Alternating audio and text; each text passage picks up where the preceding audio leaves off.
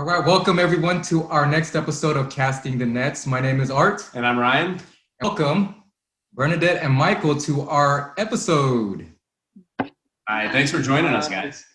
Thanks for joining us. Ash Wednesday. Happy Ash Wednesday. So, first of all, we'll just get right to it. Could you both tell us a little bit about yourself? My name's Mike. I've been a parishioner at OLMC since 2007. That's when I moved to San Diego. I'm currently a pharmacist over at the Naval Hospital Camp Pendleton. And I just married my best friend on January 9th at OLMC. Congratulations. My name is Bernadette. Oh, thank you. My name is Bernadette. I grew up in San Diego, out in East County in Lakeside.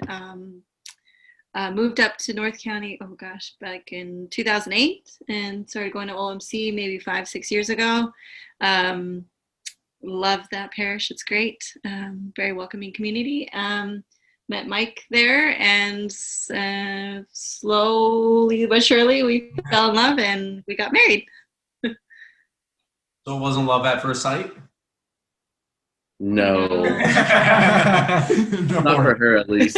All right. One thing I do know is, Bernadette, I know you love to travel, especially internationally. So is it the in-flight meals or the leg room that you miss the most? Oh my gosh. It's all about the destination. I hate flying, honestly. Flying is the worst. It's so cramped and I can't really sleep very well on planes. So flying is horrible, but just the destination, the food, the people, just getting to see a lot of different places. I for sure miss it. Like not being able to travel anywhere last year was pretty hard, but it was a nice opportunity for us to prepare for our wedding and everything too. So it was kind of a good thing that I couldn't travel. It's not always vacation, right? There are times I know that you've gone to South America, right? I went to, El Salvador, done that 4 times for medical mission work. I'm a nurse. Awesome. And go down there with a Catholic group called Helping Hands Medical Missions, and we do just free clinics in El Salvador, and I absolutely love it. I've missed that too. How long is your time usually with that group? We stay there 8 days. And it's end of October, beginning of November, every year. They've done it, I think, 20 years now. And I joined, I found them through Google, and a lot of them are from like the Midwest, Texas, and have created this community and this bond. And I still keep in contact with a lot of them. And including people in El Salvador too. So it's become a family, and I miss them all, and hopefully one day can go back. Nice. Awesome. How about yourself, Mike? Have you done any kind of traveling, something like what Bernadette has done?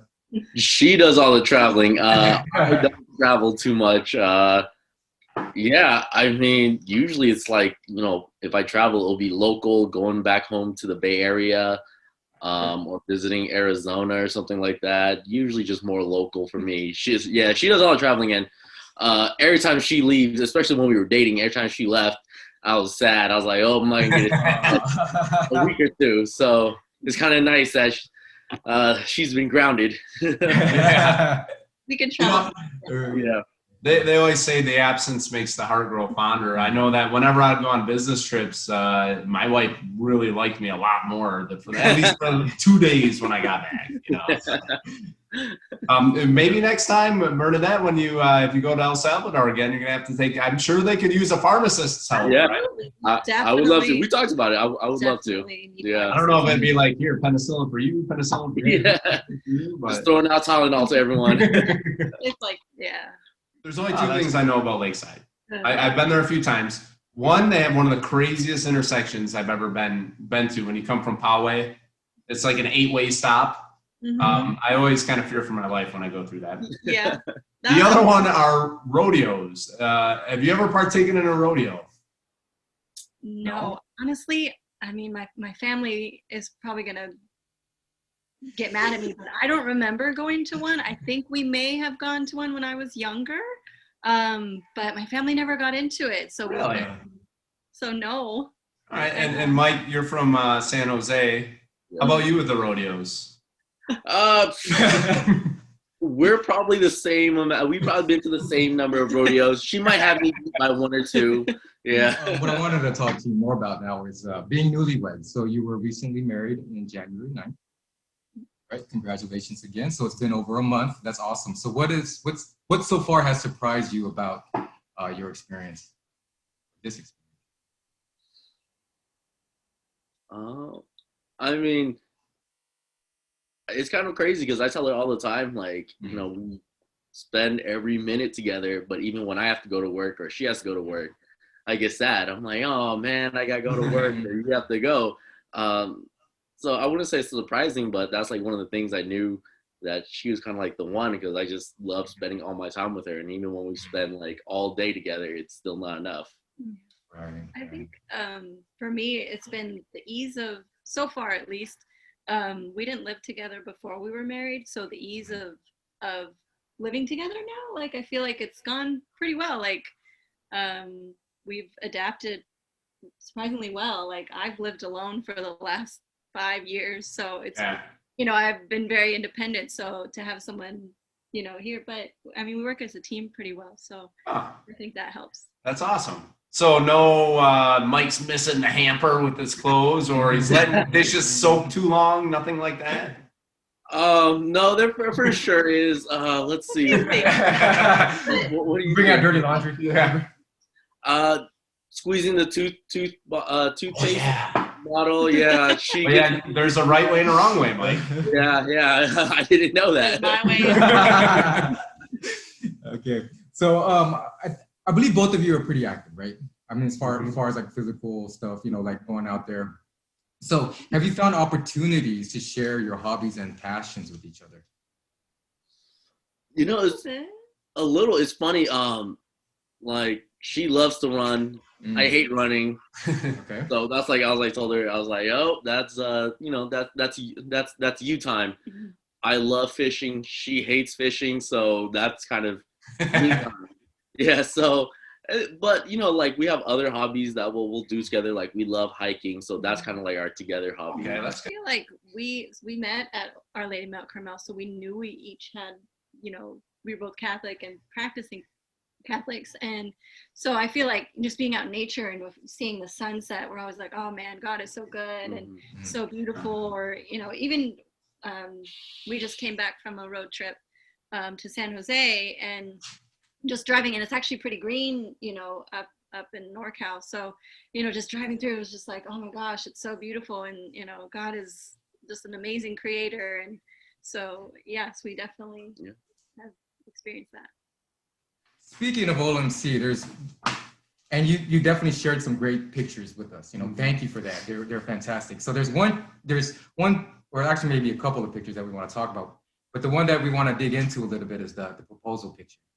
Could you tell us about that one and walk us through? What was that like? Bring it up.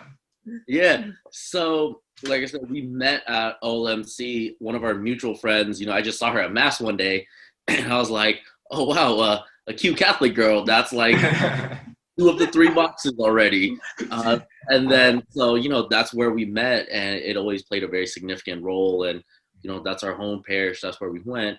So, you know, when I was proposing, I was like, you know, I had different ideas, like what spots were significant. And then I just kind of knew that, you know, our relationship has always been very, you know, Christ-centered, God-centered. So I'm like, you know, what more perfect place than where we first met.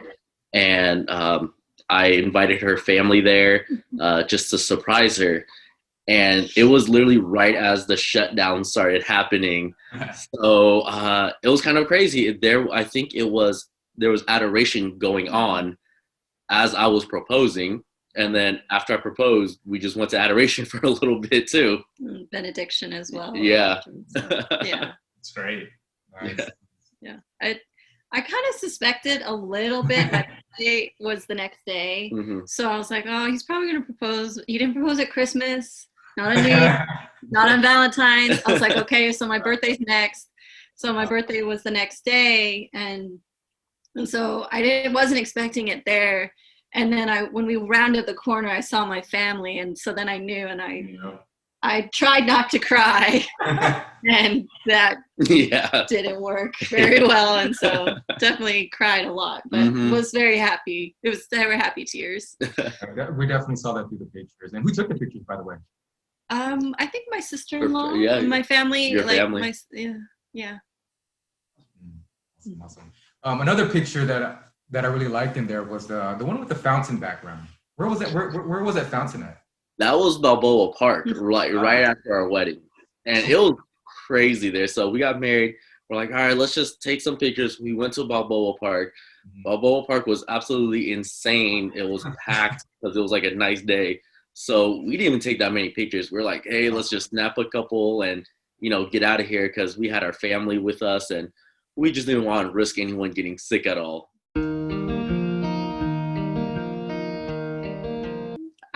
I just love OLMC. I feel like before I went there, I was going to another church, and I didn't have that community that and that felt like belonging. Like I was a single, and like no one ever approached me, no one ever really talked to me. And then I started going to Our Lady Mount Carmel, and so many people and so many communities and different ways to get involved.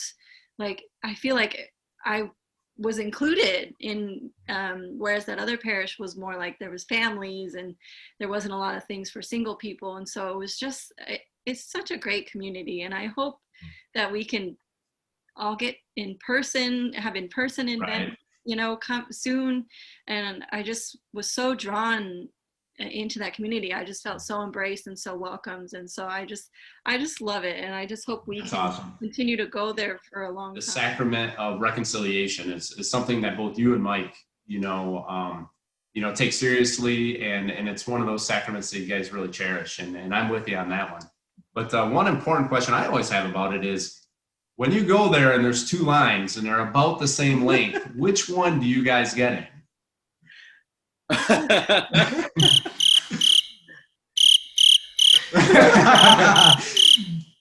Don't worry, they probably won't watch. Father Anthony, I feel like he's I feel like, I don't know, he's very kind to me. Like I feel like it goes easier on you. Father Ignatius is harder on you. Not necessarily. I feel like they're both about the same, but Father Anthony's a little harder on Mike. Yeah. For good reason. For good reason, man. He's building you up. I'll go to Father Anthony, and you can have Father Iggy, and they're both wonderful, wonderful priests. If you're watching, you're both. That's awesome. Respect and admire you both so much. But no, if Father Anthony's watching, he's not going to be so easy with me. Yeah. But no, he's just very, just kind, and and I can be very sensitive and emotional. So I feel like they're both very respectful, and sometimes we'll just flip a coin. Yeah. Well, you get them this time. Yeah, rock paper scissors right before.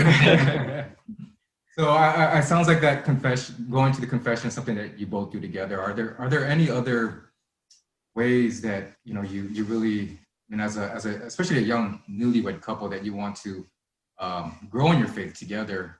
Any practices, any traditions that you want to start to incorporate? I mean, for us, we pray together. Day and night. We'll always pray together. We'll do the readings, the reflections. Mm-hmm. Like if we're on a long road trip, just every hour or so, we'll just say like a quick prayer or something like that.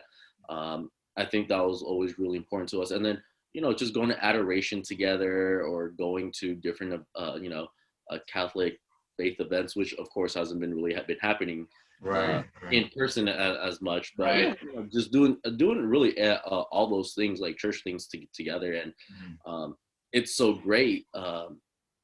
Because like it's so easy just to be like, hey, do you want to go to this? And she's like, yeah, let's go. And it's never like an issue or anything like that. A tradition I feel like he started on his own is just going to church whenever, like if you just have a few minutes to just go inside and sit in front of the Blessed Sacrament and just pray. And so he's brought that into our relationship when we were dating. We would just pop into church and just go and pray, even just for a few minutes. And we've continued on doing that, just whenever we can. What about cultural traditions as well? I mean, yeah. Anything? Yeah, I mean, growing up in Lakeside, I always joke with her. I was like, I don't know how many Vietnamese people she knew, but no, I'm bringing her right along, trying to teach her a little bit of Vietnamese.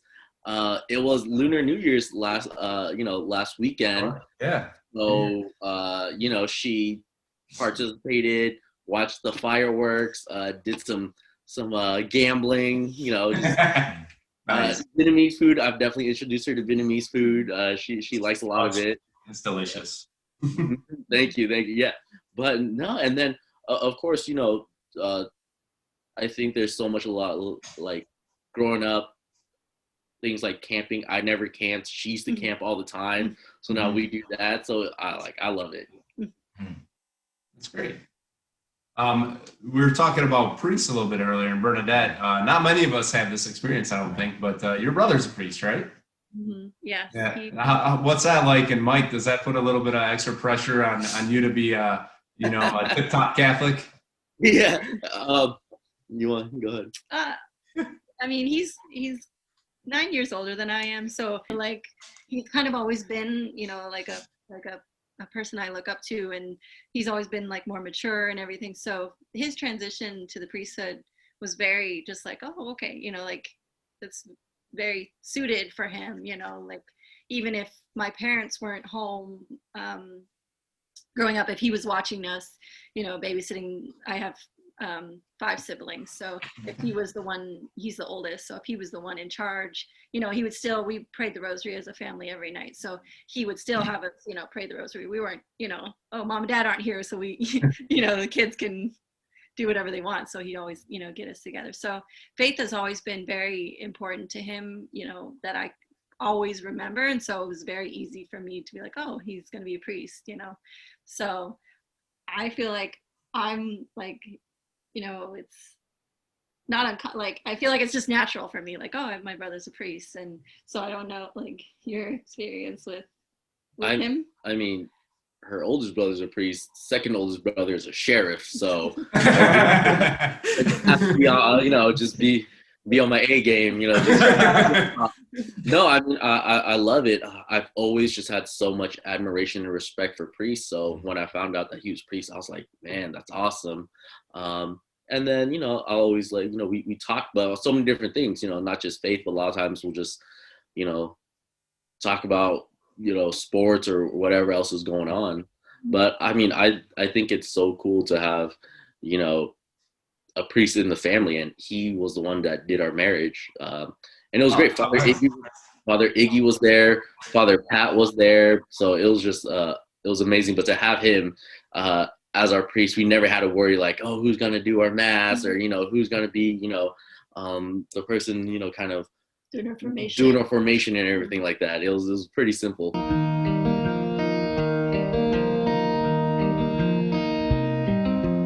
COVID still is presenting all sorts of challenges. Mike, you mentioned it, not being able to go out and do the things that, with the different groups. And I know that the young adults, Bernadette, you're involved with the young adults, and Mike, and you guys still are young adults, which must be nice.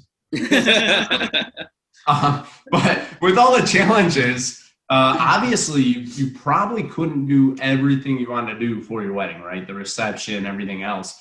But can you tell me, did that change the approach you had for the sacrament and your focus and everything else? And just tell us a little bit about that.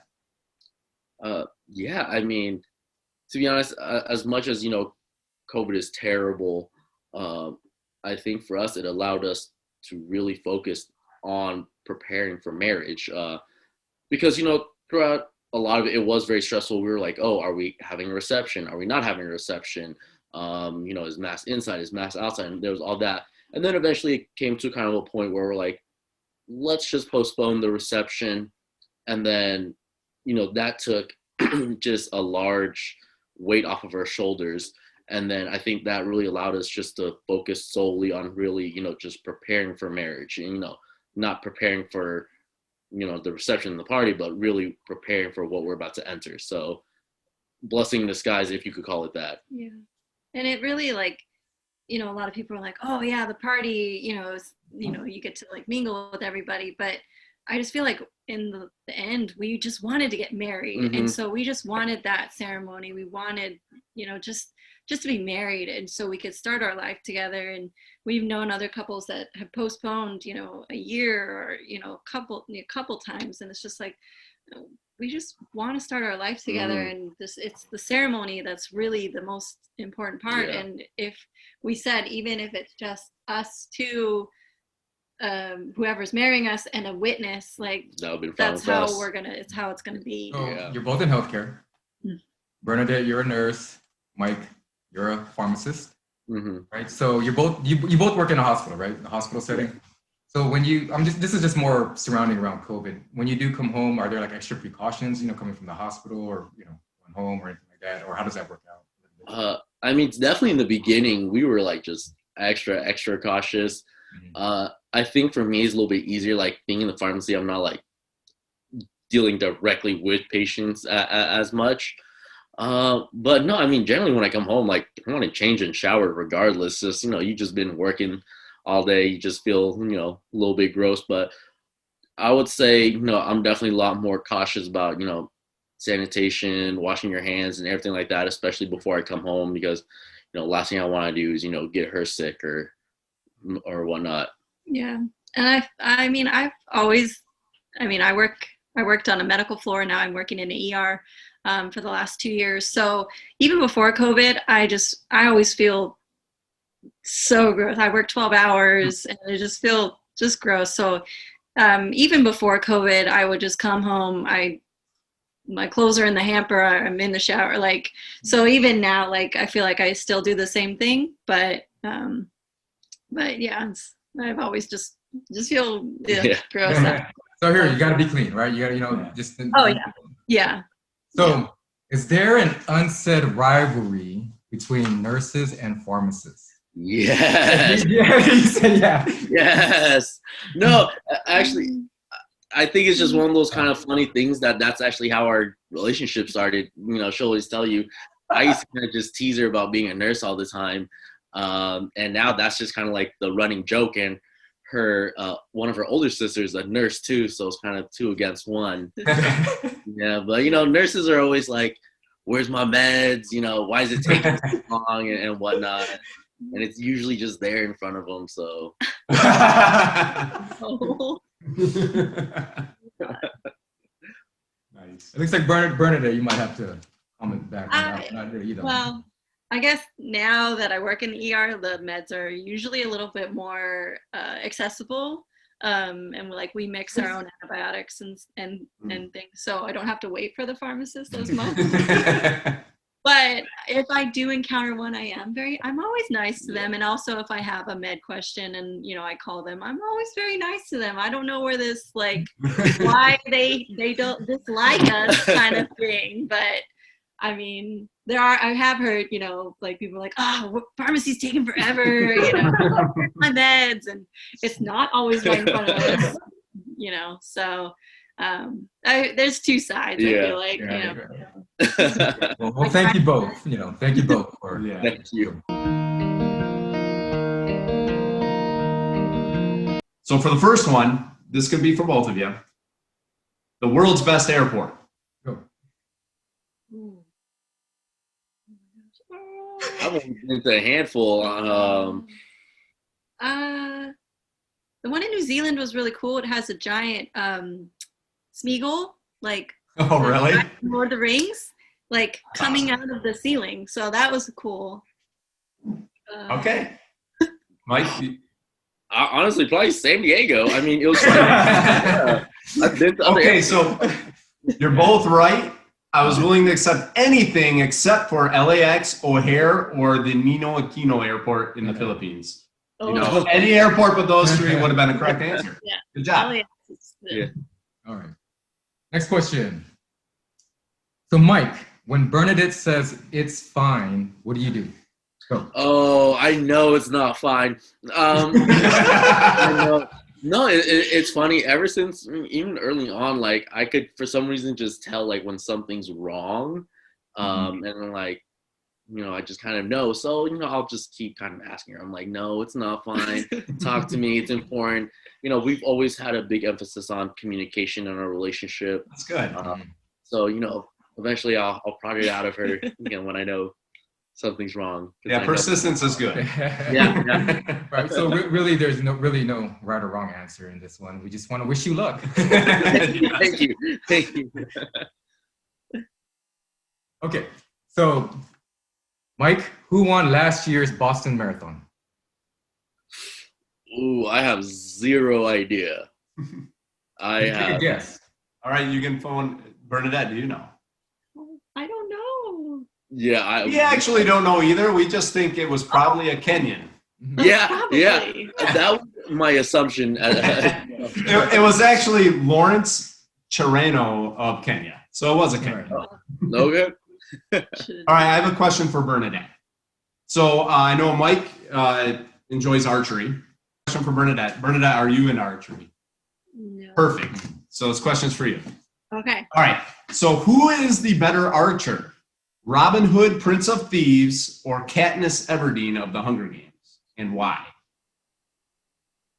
I would say Robin Hood. I like the story better, and I've never seen the Hunger Games. Never seen the Hunger Games? Okay, so that is a correct answer. And the reason behind that is because Robin Hood split it in twain. Kevin Costner has awesome hair.